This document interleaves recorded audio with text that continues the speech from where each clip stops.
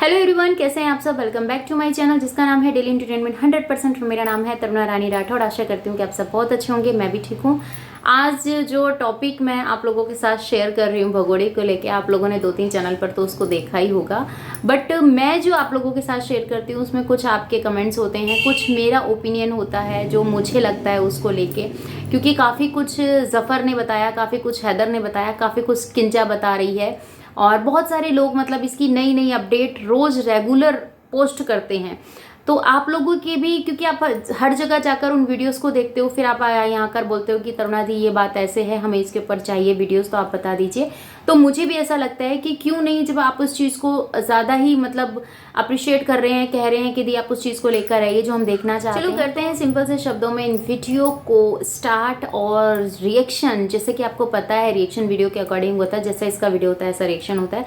और मेरा रिएक्शन इतना हार्डली अभी फिलहाल क्यों नहीं आ रहा, ये भी बहुत लोगों ने कमेंट किया था कि दी कल क्या वीडियो आपने इतना मतलब हंसी मजाक से बनाया था, लग ही नहीं रहा था कि रिएक्शन दिया है आपने, मतलब उसको इतने प्यार से समझा रहे थे।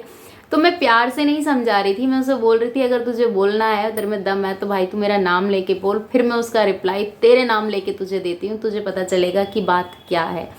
ठीक है, तो कुछ ऐसी वीडियोस हैं जो आप लोगों के साथ मैं शेयर करना चाहती हूँ, और उसके ऊपर जो भी मेरी राय है वो आप लोगों के साथ शेयर करते हैं। तो सुनिए पहले आप। दोस्तों कुछ अफसोस होता है इतना बोल भाई इसको अफसोस होता है कि ये लप्पू को बोलने नहीं देती। लप्पू बोलना चाहता है, इसकी सच्चाई बताना चाहता है, पर उसकी औकात सिर्फ उतनी है कि तो चुपचाप बैठ जाए, इसके अलावा और कुछ नहीं है। देखिए, एक बंदा आपको लेके आता है, आप उससे दावा करती हैं कि आप उससे प्यार करती हैं, फिर आप ये चीज़ें सडनली मीडिया के सामने जाती हैं तो आपके अंदर एक रोमांस जाग जाता है, कैमरे के आगे आप अपना आपा खो देती हैं, फिर कहती हैं कि इसके तो प्यार में मैं पागल हूँ, ये है वो है। तो इंसान चाहे कितना भी पागल हो, पर परिवार में जब वो बैठता है, परिवार के लोगों के बीच में बैठता है, तब वो हरकतें ऊट पटांग वाली नहीं करता है। तो आपको तो मैडम बोला ही मतलब, हालांकि इतना डीपली मैं कभी किसी के लिए शब्द यूज़ नहीं करती हूँ, पर इसीलिए करना पड़ रहा है क्योंकि इस वीडियोस को जब मैंने पोस्ट किया तो उसके अंदर मुझे ऐसे ऐसे शब्द लोगों के सुनने पड़े आपकी वजह से। उसका रीज़न ये था, उन्होंने कहा दी आपको पता है इसके पीछे का बैकग्राउंड क्या था, ये मिर्ची बार में क्या करती थी या पाकिस्तान में क्या करती थी। देखिए, मुझे इसके पाकिस्तान से कोई लेना देना नहीं है, ये मिर्ची बार में डांस करती थी या कुछ भी करती थी, मुझे उससे क्या मतलब है, एक बात बताइए। मुझे मतलब है मेरे भारत के लोगों से, मुझे मतलब है मेरे भारत से। हाँ, इसके ऊपर बात करना इसीलिए ज़रूरी होता है क्योंकि मुझे ऐसा लगता है, क्योंकि जो मेरे व्यूवर्स हैं, जो मुझे देख रहे हैं, आज इतनी जो बड़ी फैमिली है, वो इस चीज़ को मेरे बोलने से, अपने शब्दों को जस्टिफाइज करती है, बताती है कि ये चीज़ें इस तरीके से हुई है, तो उस चीज़ को मैं फॉलो करती हूँ। सिंपल सी बात है। पर हाँ, मेरा रिएक्शन तो इसीलिए आता है। और आस्था माँ के ऊपर आपने बोला कि आस्था माँ भी वही चीज़ें मतलब उसको लेके बोलती है कि वो जेल जाएगी या उसके साथ ये भी कुछ होगा, आए दिन पुलिस वाले आते हैं, मतलब उसके तहकीकात होती रहती है, बहुत सारी चीज़ें हैं।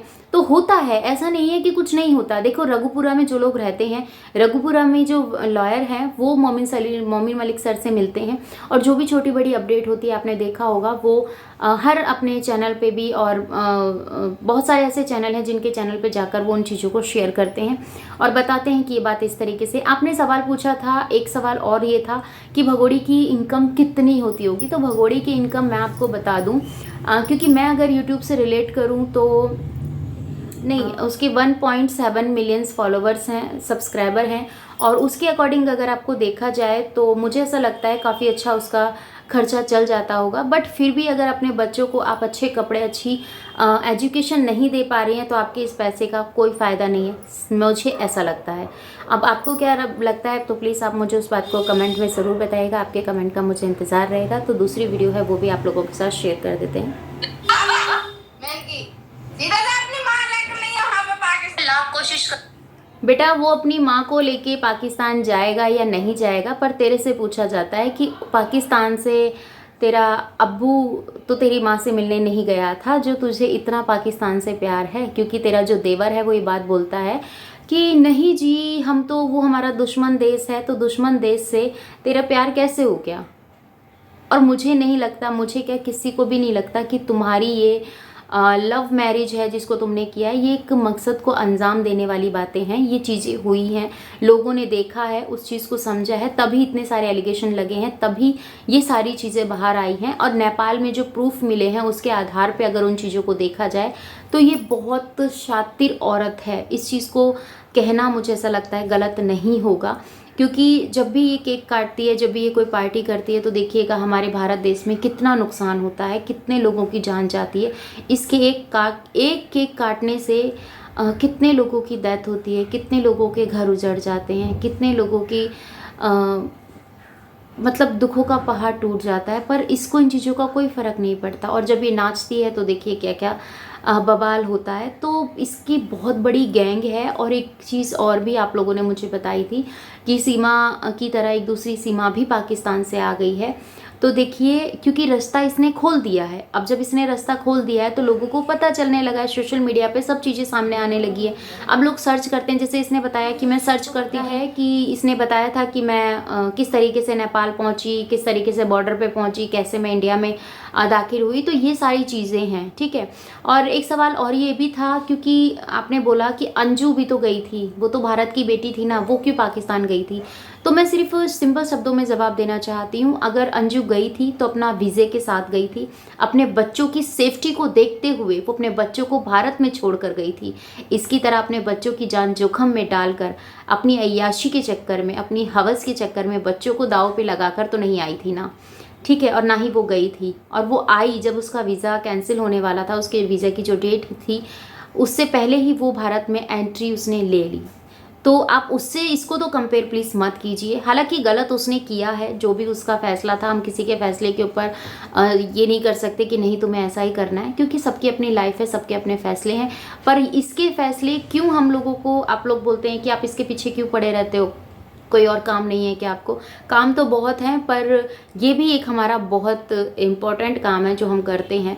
और आप लोगों को इससे जो दिखता है, जो लगता है, वही हमें भी वो चीज़ें समझ में आती है कि कुछ ऐसे जो लोग हैं, जो इसके चाहने वाले लोग हैं, और वो सिर्फ जो इसके चाहने वाले लोग हैं वो कितने चाहने वाले हैं ये आप बखूबी तरीके से जानते हैं। जिनको ये अपनी वीडियोस शेयर करती है, जिनको ये उनके चैनल को बूस्ट लगवाती है, वही लोग इसको जाके फेवर करते हैं। अदर किसी को किसी से कोई मतलब नहीं है। सब लोगों ने अपने दम पर आकर अपनी बात को रख कर अपने अपने फेम को कमाया, अपने अपने यूट्यूबर्स बने हैं, उनसे प्यार लिया है। उन सब चीज़ों को आप उस चीज़ से अगर उस एंगल पे जाएंगे तो मुझे नहीं लगता कि आप किसी के साथ भी अन्याय कर पाएंगे। मोमिन मलिक सर के लिए आपने जो चीज़ें रखी उसके ऊपर भी मैं बात करूंगी, क्योंकि मोमिन मलिक सर के बारे में जो बात आपने कही कि मोमिन मलिक सर का केस क्यों इतना डिले हो रहा है और हैदर नहीं आ रहा है, तो हैदर 24-25 को आ जाएगा। क्योंकि देखिए अभी उसकी मम्मा का, उनकी जो अम्मी है, उनका इंतकाल हुआ था, ये मैंने आपको नेक्स्ट वीडियो में या उससे नेक्स्ट वीडियो में भी बताया था। उसका भी थोड़ा गम है। उसी को जो किंजा है उनके दुख में शरीक होने के लिए आई थी हैदर के, वहीं पर उसने लाइव भी किया और आप लोगों के साथ शेयर किया। पर किंजा को लेके आप लोगों ने ये बातें भी बोली कि किंजा हैदर की वाइफ है।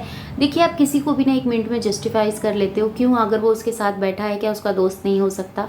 क्या वो चीज़ें नहीं हो सकती? अब सबको पता है कि हैदर इतना पढ़ा लिखा नहीं है। उसको कमेंट्स के लिए किंजा की या अदर किसी की भी हेल्प की ज़रूरत पड़ती है जब उसे वो करना होता है। अगर वो अकेले लाइव आता है, वो सिर्फ अपनी बात बोलता है, कुछ ऐसे इमोजीज होते हैं उसको देखता है और उसके बाद वो चला जाता है। वो आप लोगों के कमेंट्स की कभी रिप्लाई नहीं देता। क्यों? क्योंकि इतना एजुकेटेड नहीं है। वो उर्दू जानता है, उर्दू में कोई कमेंट नहीं करता। हाँ, वहाँ के लोग कमेंट करते होंगे तो उन लोगों उनके कमेंट पढ़ लेता होगा। इंग्लिश और हिंदी उसे नहीं आती है, तो उसके लिए वो खिंजा को बिठाता है। तो आप ऐसे किसी को भी देख के आप उसके ऊपर इल्ज़ाम लगा दो, उसके चरित्र के ऊपर। और हाँ, लप्पू ने ये चीज़ बोली कि पाकिस्तान में तो शौक है 8-8 10-10 बीवी रखने का। तो बेटा पाकिस्तान में शौक है, पाकिस्तान को पाकिस्तान में रहने दे, ठीक है। और तू अपने घर को देख कि तेरे घर में क्या है, तू कितना कर सकता है, तू कितना कर रहा है, उस चीज़ को लेके चल।